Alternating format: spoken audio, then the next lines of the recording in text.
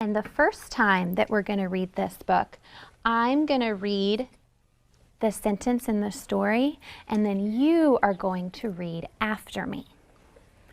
So when I say my turn, or if I point to myself, I'm reading it. But when I point to you, you are going to read it. So let's practice. My turn. In the small, small pond. In the small, small pond. Nice job. Give yourself a pat on the back. That was good reading. So now we see the cover page again. So we'll get a chance to read the sentence again. In the small, small pond.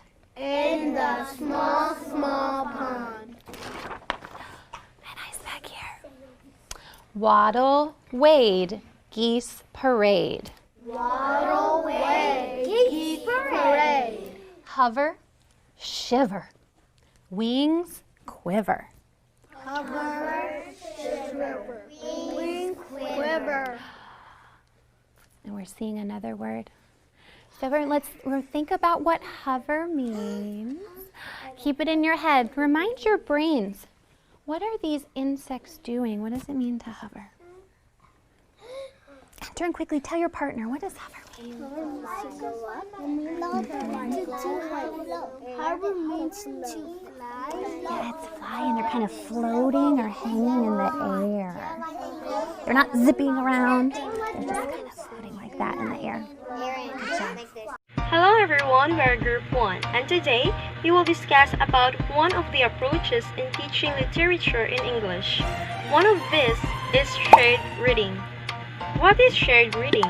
Shared reading is an interactive reading experience that occurs when a student joins in or shares the reading book or text while guided and supported by a teacher.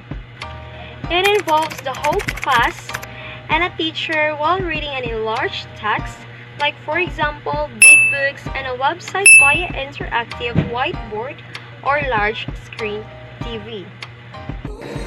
The big 6 elements of reading. Shared reading is a strategy that can support the teaching of the big 6 elements of reading. Number 1 is oral language. The teacher can locate new and interesting words, clarify the meaning of words, find synonyms and antonyms of words in the text. Number 2, early experience with print. The teacher can visualize to students how print works and conventions that enhance the times over in the classroom, and each time the children will be excited about the story. Number 3 is phonological experience. The teacher can promote the development of rhythm. The rhythm of English language is based on syllable, clapping in time to share rhyming text, songs, and nursery rhymes can promote rhythm. Promote the identification and generation of rhyme. Teach onset and rhyme. Identify the syllables in words. Example, it must contain a vowel or alphabet. Teach how to isolate, blend, segment, and manipulate sound. Number 4 is phonics. This strategy demonstrates how to decode new or unfamiliar words from the text. Through the demonstrations, how to analyze letters, letter cluster, blends, diagrams, trigraphs, rhyme, morphemes, words patterns, and match the sounds. The teacher can explore words, example, base words, prefixes, and suffixes. Investigate letter patterns that make the same sound. Example, baby, cake, say, snail, ate, they. Find examples of singular and plurals, tense endings of regular and irregular verb. Example, look, went, contraction, do not, don't. Explore compound words. Find and match high-frequency words. Fifth element of reading is vocabulary. In vocabulary, the teacher can locate new and interesting words, clarify the meaning of words, find synonyms and antonyms of words in the text, model how to use dictionary, thesaurus, or iPad to look up for word meaning, demonstrate how to work out meaning of the unknown and using text clues, and investigate multiple meanings of words. For example, crane. Crane is a type of bird. It is also a construction equipment used to lift heavy objects. And crane as to a verb is to describe the movement of your neck. The sixth element of reading is fluency. In fluency, teacher can demonstrate reading at the appropriate rate. For example, not too slow or too fast. Next is to demonstrate using prosody. For example, rhythm, phrasing, and expression. And identify punctuation and how it contributes to overall fluency. For example, pause at commas and full stops, inflect your voice at question marks, use quotation marks, and signal dialogue. The seventh element of reading is comprehension.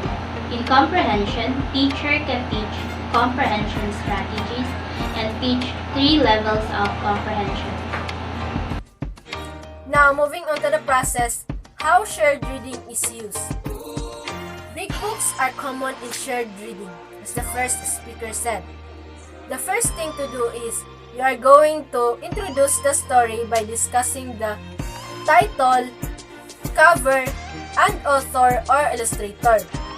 Ask the students to make predictions regarding what they think the story might be about. The second thing to do is, you are going to read the story aloud by using appropriate inflections and tones. Pause and ask students to make predictions again. Ask brief questions to determine students' comprehension level. Third, conclude the reading by reserving time for reactions and comments. Ask questions about the story and relate it to the students' similar experiences. Ask children to retell the story in their own words. Fourth, reread the story and or allow time for independent reading. And last, conduct follow-up activities such as making crafts related to the story as to check what they learned. Importance of shared reading. Big books are traditionally one of the common shared reading text types as the text illustrations are enlarged for students' viewing. The purpose of the enlarged text is so students can follow the words as the teacher reads. Initially, the teacher may do much of the reading. However, as students become more familiar with the text, they will assume more control, particularly at the repetitive sections or when rhyme and rhythm are present. It provides struggling readers with necessary supports. Shared reading of predictable text can build sight word on their own. Ensures that all students feel successful by providing support of the entire group. Students are expected to be actively engaged while the teacher is reading, following the text, and when confident, joining the reading with the teacher.